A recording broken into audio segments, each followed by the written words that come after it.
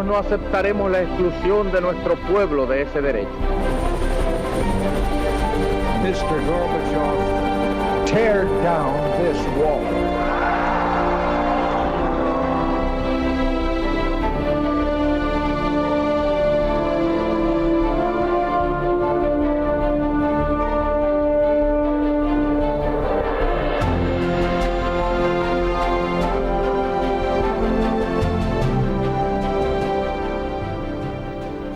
Buenas noches, señoras y señores. Bienvenidos a Tiempos Modernos. Si el de 1492 es un año glorioso en la historia de España, su contrafigura es sin duda el año de gracia de 1640. En plena guerra de los 30 años y siendo valido del rey Felipe IV, el conde duque de Olivares, se produjo una sublevación en Cataluña y otra en Portugal, además de movimientos particularistas en Aragón y Andalucía que amenazaron gravemente la unidad de la monarquía hispánica. 1640 fue el año en que España pudo desaparecer.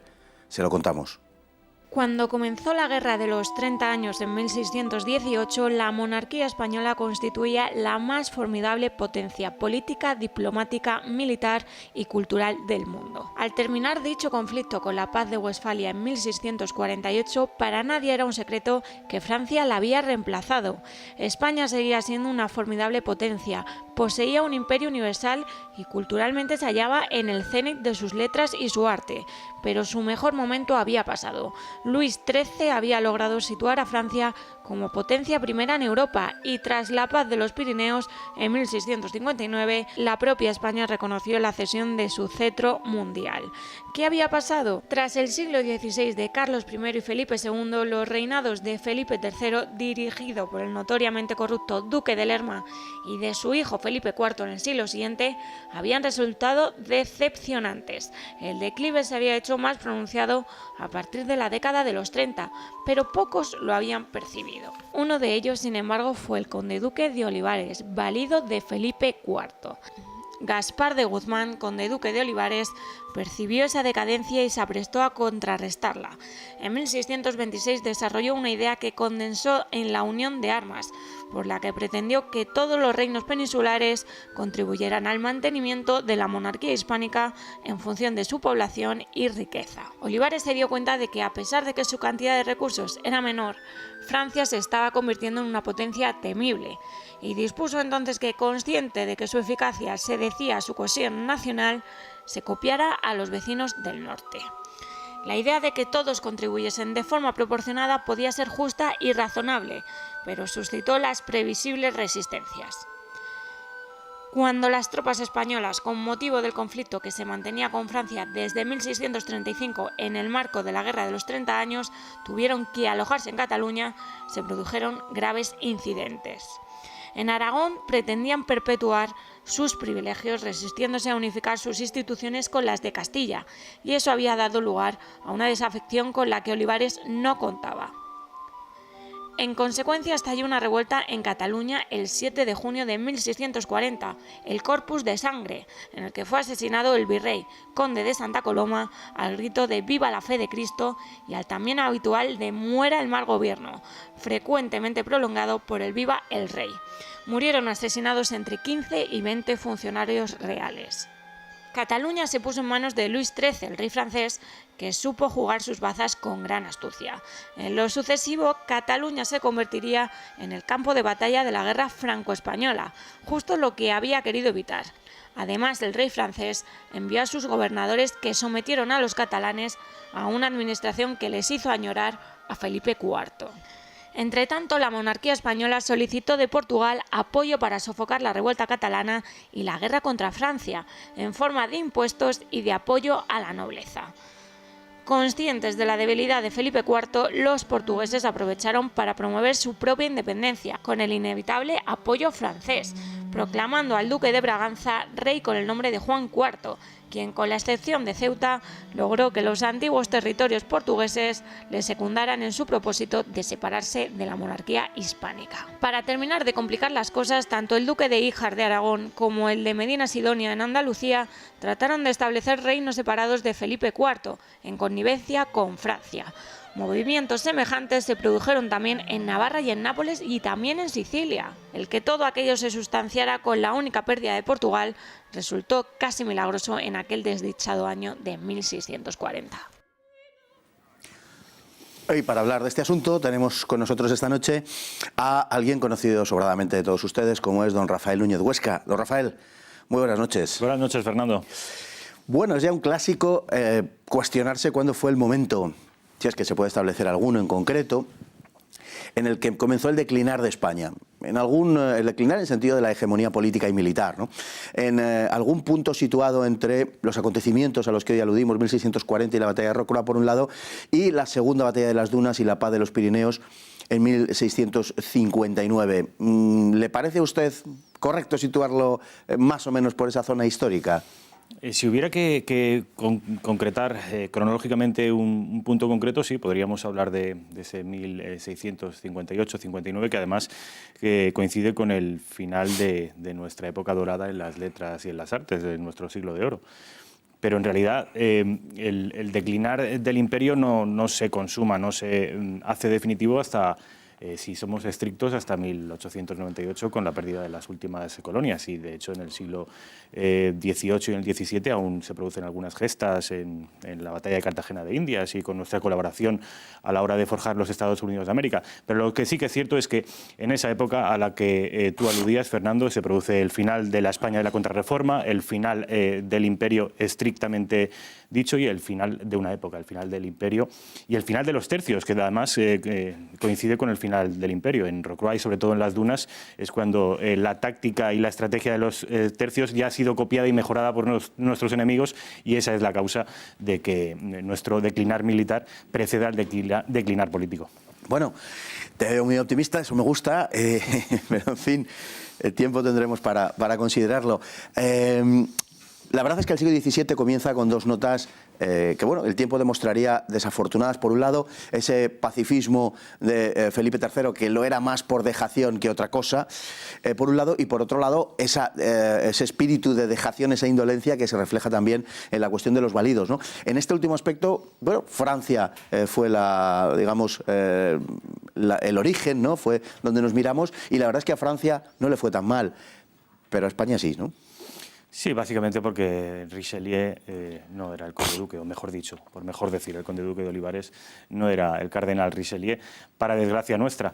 El sistema de los válidos en España acabó siendo un pozo de corrupción por la indolencia, como muy bien decías, Fernando, de los reyes, por la dedicación de los reyes a las labores cinegéticas y de otro tipo, en el caso de los españoles, en fin...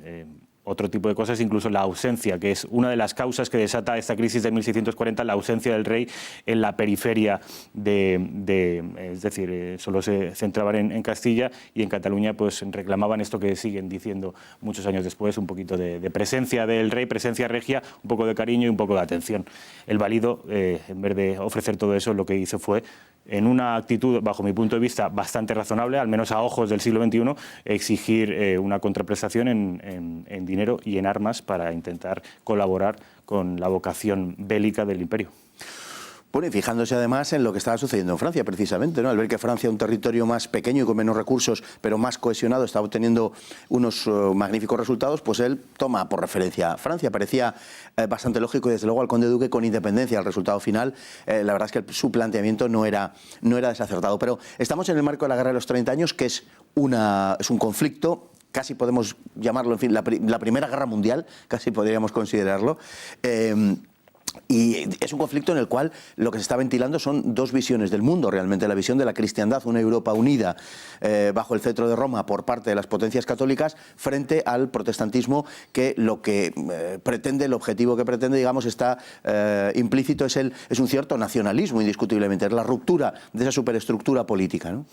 Nacionalismo hasta el punto de que en el nacionalsocialismo coge, por ejemplo, a Lutero como figura nacional y el primer patriota de Alemania. Hay que recordar que como la Primera y la Segunda Guerra Mundial tienen origen en el centro de Europa, más concretamente en Alemania, esta guerra de los 30 años también tiene su origen en el Sacro Imperio Germánico, que como bien saben nuestros espectadores estaba dividido entre protestantes y católicos, y ese fue el origen de que el Sacro Imperio Germánico, el Imperio Español, Austria y Baviera, las potencias y por supuesto las potencias pontificias, se enfrentaran a toda la Europa del norte, que eran las potencias que no solo eran, y esto a mí me gusta recalcarlo, no solo eran enemigas de España desde un punto de vista bélico material, sino también desde un punto de vista metafísico. Inglaterra y sobre todo Flandes, Holanda, eran no solo enemigas militares, sino enemigas en un sentido extraordinariamente elevado del término.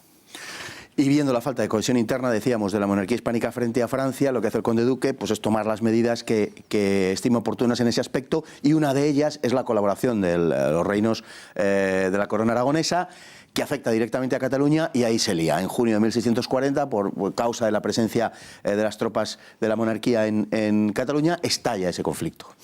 Estalla ese conflicto efectivamente como consecuencia de haber trasladado las tropas castellanas su presencia a Cataluña, una presencia que no es bien recibida. Las élites, en este caso Pau Clarís, que es el presidente de la Diputación General de la Generalitat, alienta a los segadores, y efectivamente son los segadores en los que llegan a provocar una revolución.